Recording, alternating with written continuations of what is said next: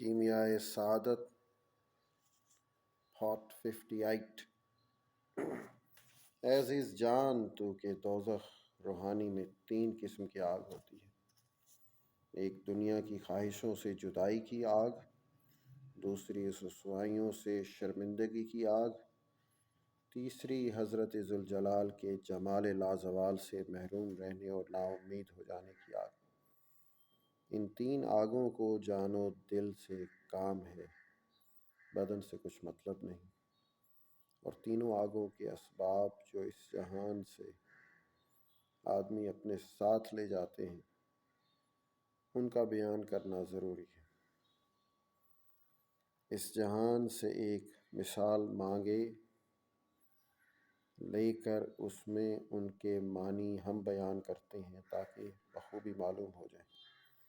پہلی قسم دنیا کی خواہشوں سے جدائی کی آگ ہے۔ اس کا سبب عذاب قبر میں بیان کیا گیا ہے۔ جب تک اپنے معشوق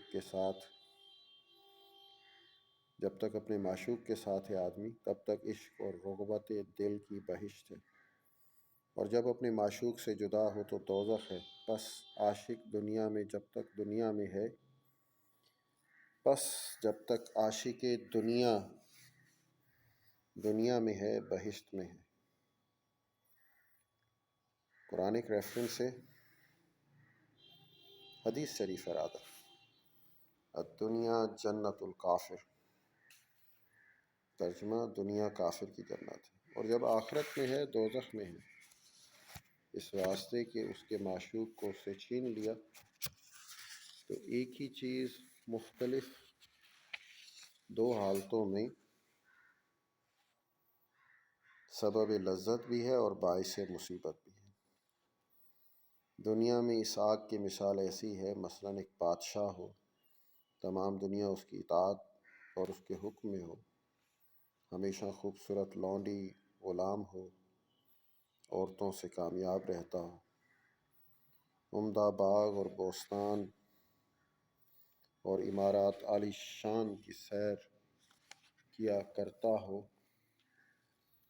ناگاہ کوئی دشمن آ کر اسے پکڑ لے جائے اور غلام بنائے، اس کی رعایا کے سامنے اسے کتوں کی خدمت کا حکم دے، یعنی اس سے ڈوری والوں کا کام لے، اور اس کے سامنے اس کی عورتوں اور لونڈیوں کو اپنے کام میں لائے، اور غلاموں سے کہے کہ تم بھی اپنے تصرف میں لاؤ، اور اس کے خزانے میں جو چیزیں بیش قیمت ہوں وہ اس کے دشمنوں کو دے ڈالے۔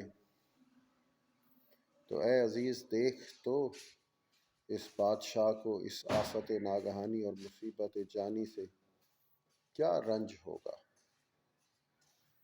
اور سلطنت زن و فرزند، خزانہ، لونڈی، غلاموں اور تمام نعمتوں سے جدائی کی آگ اس کی جان میں لگی ہے،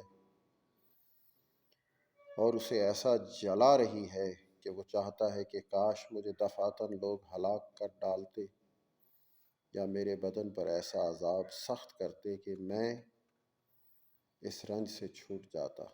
اور یہ آگ کی مثال ہے، جس قدر نعمت زیادہ ہوگی سلطنت پاکیزہ اور زرخیز ہوگی، اور دنیا اس کے ساتھ زیادہ موافقت کرتی ہے، اسے دنیا کا عشق بھی اتنا ہی سخت تر ہوتا ہے، اور آتش فراق اس کی جان میں اتنی ہی زیادہ بھڑکتی ہے۔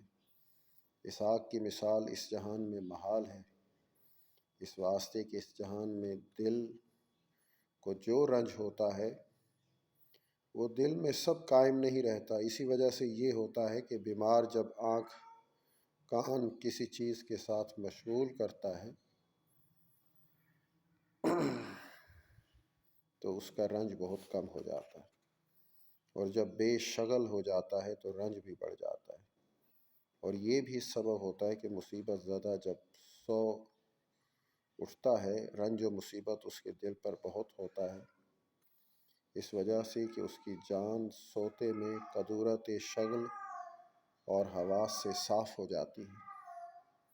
محسوسات سے مشغول ہونے کے پہلے جو چیز اسے پہنچتی ہے بہت اثر کرتی ہے۔ اگر آدمی جاگتے ہی آواز سنتا ہے تو اس کا اثر زیادہ ہوتا ہے، اثر محسوسات سے دل کی صفائی اس سے زیادہ اثر ہونے کے باعث ہے۔ اس جہاں میں صفائی کامل نہیں ہوتی۔ آدمی جب مرتا ہے تو محسوسات کے اثر سے بالکل مجرد اور صاف ہو جاتا ہے۔